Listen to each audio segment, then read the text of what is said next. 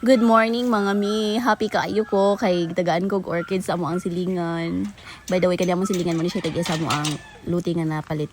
Then nakalabay ko silang balay ganiha kay nako gipalit sa tindahan. Then labyan ako ni siya. Kutigwa pa lagi kay na imong bulag siya. Oh, kuana ibta na dai imuha na. So mao to siya mga mi. Iya din gilangkat sa ilahang punuan. Then iya din gihatag sa ako Happy kaayo ko as in trivia lang. Ganahan kay kong mga bulak as in super 100% ganahan kay kong mga tanom kay gipanganak pod ko sa Flores de Mayo mo na akong pangalan kay Florimi.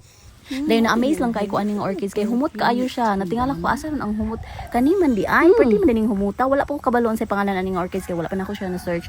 Pero as in humot kaayo siya. Gwapa kaayo pa jud. I'm into flowers, plants and natures jud. Diha jud ang akong heart. Isa jud ni sa makapawala sa akong stress ang kaning mga bulak. Shout out di ay sa akong silingan si Auntie Tisi no. Salamat kayo sa imong bulak te. Igo ra ganay ko ni appreciate ko te gwapahan kay ko sa imong bulak. Gwapa lagi kaayo ni siyang orchids. Ana siya imuha na dai kwa. So mao to siya, di ko kamupon sa iyang kagwapa. Humot pa jud kayo siya ang iyang baho kay kanang ginagamit siya sa perfume or sa kanang ginabutan siya sa mga baho sa lotion. Inana ang iyang scent as in super jud. Karon po kabalo murag naam ni siya sa kanang mga Avon nga lotion or Avon nga perfume. Inana ang iyang baho jud. So karon magkuan ko asa na ko ni siya ibutang, aka na ko ni siya maas maayo ikuan ipatapot baka na ko ni siya punuan sa lubi or sa kural. Dili ninyo ni dulaan ha, pero Bugoy. basta ganahan kay ko sa iya ha. So mora to Bugoy. guys. Salamat sa pagtan-aw. Bye.